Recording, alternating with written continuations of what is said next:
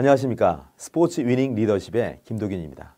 1945년 시카고 컵스 홈구장인 리글리 필드에 컵스의 팬인 빌리는 염소를 데리고 경기장에 입장을 하려고 하자 이를 거부한 시카고 컵스를 향해서 앞으로 이 구장에서 다시는 월드 시리즈가 열리지 않을 것이다 라고 독서를 퍼부으며 염소의 저주를 만들어냈습니다.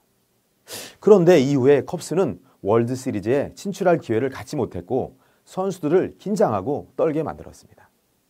멘탈 경기인 스포츠에서 저주는 대표적인 남탓 현상의 또 다른 핑곗거리가 되는데요. 이러한 저주는 크든 작든 어느 팀에게나 어느 선수에게나 존재하고 있습니다. 107년 동안 염소의 저주를 가지고 한 번도 우승을 못해 지구상에서 가장 슬픈 팀으로 불린 시카고 컵스와 마스코트 인디안의 얼굴색을 살색에서 빨간색으로 바꾸며 68년 동안 우승을 하지 못해 와우 추장의 저주에 걸린 클리브랜드가 올해 월드 시리즈에서 대결을 하였습니다. 말 그대로 저주와 저주의 대결인 셈이죠. 그런데 결국에 마지막 7차전에서 미국 역사상 가장 극적이고 위대한 반전 드라마를 쓰면서 시카고 컵스가 10회 연장전에서 8대7로 인디언스를 꺾고 저주를 풀었습니다. 108년 만에 풀린 것이죠. 메이저리그는 물론 미국 4대 프로스포츠를 통틀어서도 앞으로 깨지기 힘든 이러한 불멸의 기록인데요. 오늘은 저주를 풀 수 있었던 그 마법의 리더십에 대해서 알아볼 수 있도록 하겠습니다.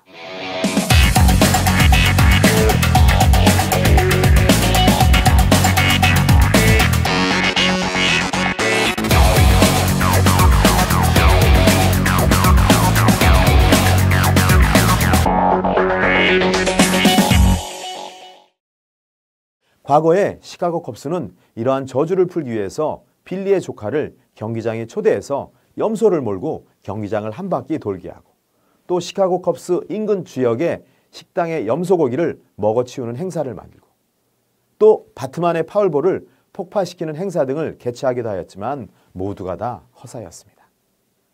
그래서 컵스는 밤비노의 저주를 86년 만에 풀어 공식 퇴마사란 별명을 가진 보스턴 레드삭스의 단장이었던 테오 앱스타인을 사장으로 영입하고 또 저주 해결하는데 본격적인 시동을 걸었습니다. 107년 이상 지긋지긋한 패배주의에 찌들어 있었던 팀을 경영하게 된 테오 앱스타인은 저주를 깨기 위해서 저주에 대한 정확한 진단과 처방을 찾기 시작했습니다. 염소의 저주로 대표되는 온갖 저주 사인들이 있었는데요. 경기장에 이런 블랙캣, 검은 고양이가 나타나거나 또 스티브 바트만의 저주라든가 또 빌리 시아니스의 저주, 이런 여러 가지 저주의 원인이 거론됐지만 그가 찾은 그러한 저주를 깨지 못한 이유는 다른 데 있었습니다. 낙후된 구장시설, 처치불가 수준 먹튀 선수들, 또 초토화된 팜 시스템, 또 여기에다가 흉흉한 팀의 분위기 등이 바로 그것이었습니다. 그래서 테오 앱스타인은 저주는 저주가 아니라 문제는 우리 팀이 가진 팀 스프릿, 또 팀 환경이라는 그러한 결론을 내렸습니다. 앱스타인은 저주를 깨부순 비결은 저주를 저주하라, 이러한 이름의 마법을 사용하였습니다. 저주를 풀 수 있었던 키워드로 소통, 훌륭한 직원인 선수, 그리고 이를 지지하는 팬들이라는 삼각구도의 리더십을 결국 저주를 풀 수 있는 기회에 사용하게 되었습니다.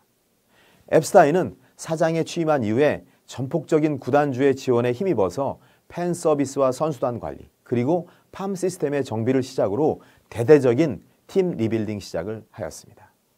단기적인 전략 강화로 우승에 도달할 수 없다고 판단해서 수비를 강화하고 세이버 스탯에 기초한 선수를 영입하거나 강력한 팜을 통한 유망주를 육성하거나 또 세이버 매트릭스를 통한 통계학적인 그러한 경기를 운영을 하고 선수를 관리하면서 착착 고쳐나가기 시작을 했습니다. 그 외에도 그는 통계와 현실 사이의 적정한 밸런스, 유망주 육성과 과감한 기용, FA 영입을 통한 적재적소의 배치와 투자, 그리고 객관적인 분석과 냉철한 운용 등이 그가 만든 시스템이었습니다.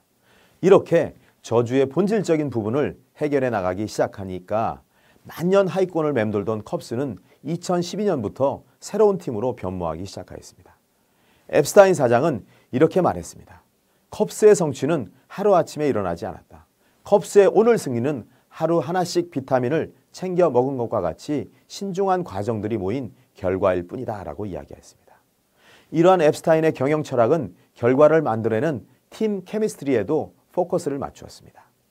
팀 케미스트리란 선수와 감독을 비롯해 팀을 이루는 구성원들이 정신적인 신뢰 상태를 공유하는 것이며 강팀을 만드는 조건이 되는 것이라 할 수 있는데요.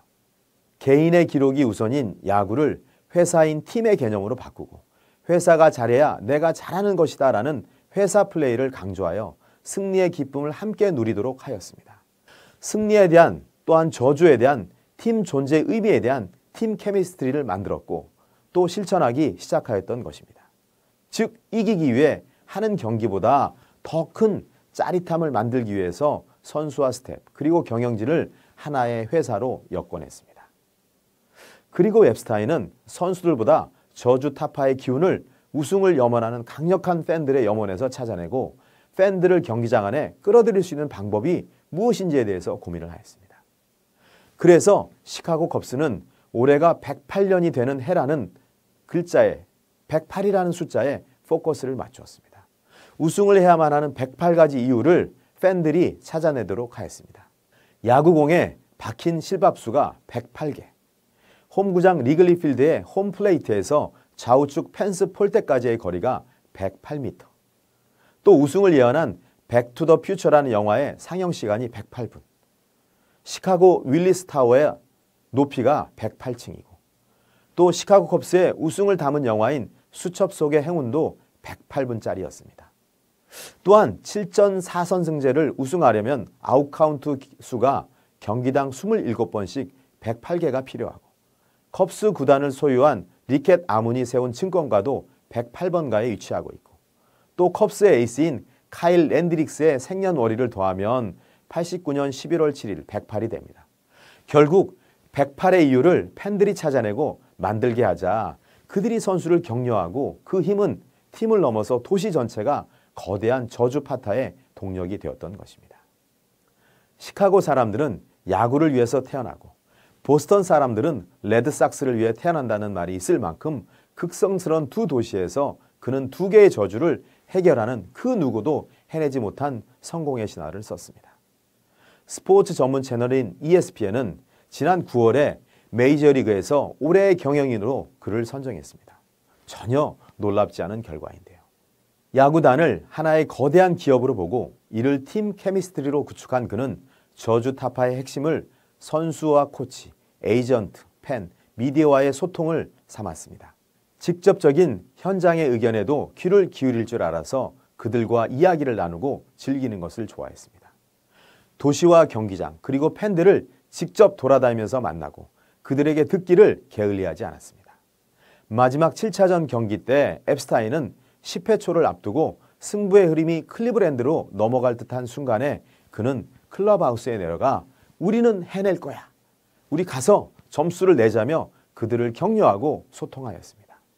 30개 구단이 매년 치열한 싸움을 벌이는 메이저리그 베이스볼에서 테오 앱스타인이 성공할 수 있었던 비결은 사이비 종교에서나 나올 법한 우주의 기운 따위가 아니라 경영자로서 스텝과 선수 또 팬들과 소통한 것은 수많은 기업의 CEO들과 리더들에게 여러 가지 시사점을 줄 수 있는 대목입니다. 여러분 조직도 시스템을 만들고 팀 케미스트리를 구축하고 팬들인 소비자들을 끌어들여 모두와 소통하는 그의 리더십을 배워보면 어떨까요? 오랜 기간 징크스와 패배주의에 젖어있던 팀을 리그 최강의 구단으로 변모시킨 그의 열정과 리더십에 아낌없는 그런 박수와 찬사를 보내고 싶습니다. 감사합니다.